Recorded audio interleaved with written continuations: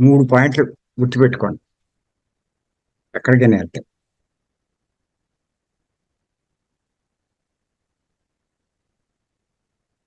అక్కడ ఎన్నో ఉంటాయి. చెవులు వినపడినట్టు ఉండాలి.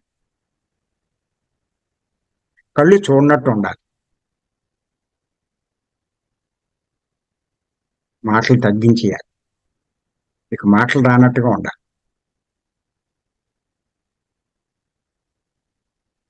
అక్కడ గుడ్డివాడు అయిపోవాలి, చెవిటోడు అయిపోవాలి, మూగోడు అయిపోవాలి. ఇప్పుడు ఎవడు మిమ్మల్ని ఏం చేయలేడు.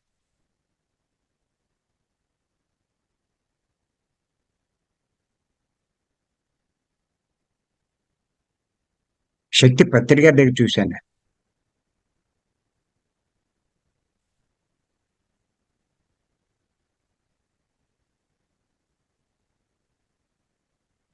ఆయన అన్ని చూస్తాడు, ఏమి చూడనట్టు ఉంటాడు. అన్ని వింటాడు, ఏం విన్నట్టు ఉంటాడు. అంతేకాదు, ఆయన దగ్గర ఇంకో శక్తి ఉంది. ఇతరులు మనసుల్లో ఏమనుకుంటారో అది కూడా తెలుసుకోగల శక్తి ఉంది ఆయనకి.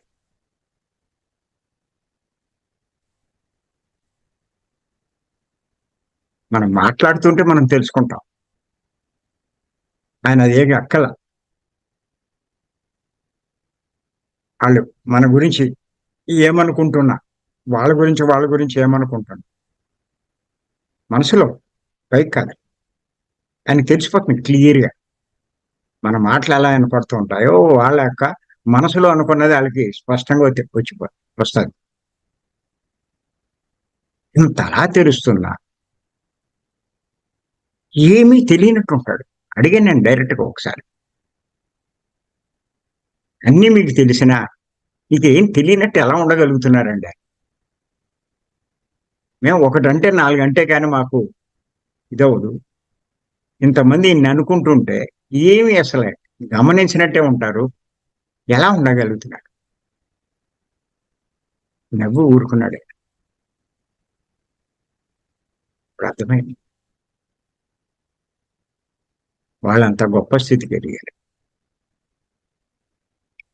తెలిసినా తెలియనట్టుంటారు, చూసినా చూడనట్టుంటారు, విన్నా విన్నట్టుంటారు.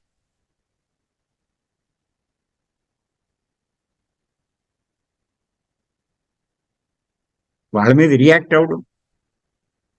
ఆయన గురించి తప్పుగా అనుకుంటే నిజంగా వాడి మీద రియాక్ట్ అవ్వాలి. అవడు. విన్నట్టుగానే ఉంటాడు. వాడు చేసే ఎదవ పనులు ఆలోచిస్తూ ఉంటే తిట్టాలి. తిట్టడు. ఏమీ ఎరగనట్టుగానే ఉంటాడు. ఆ స్థాయికి ఎదగాల.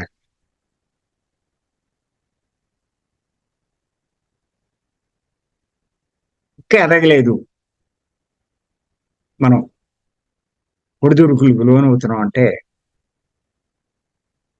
ఖచ్చితంగా మన సాధన సరిపోవట్లేదు.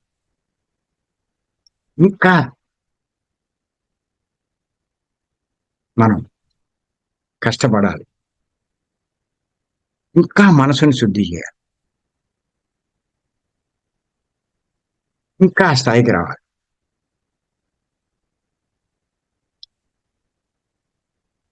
మనం ఏదో చేస్తున్నాం, చేసింది ఏం సరిపోదు. ఇంకా కష్టపడాలి.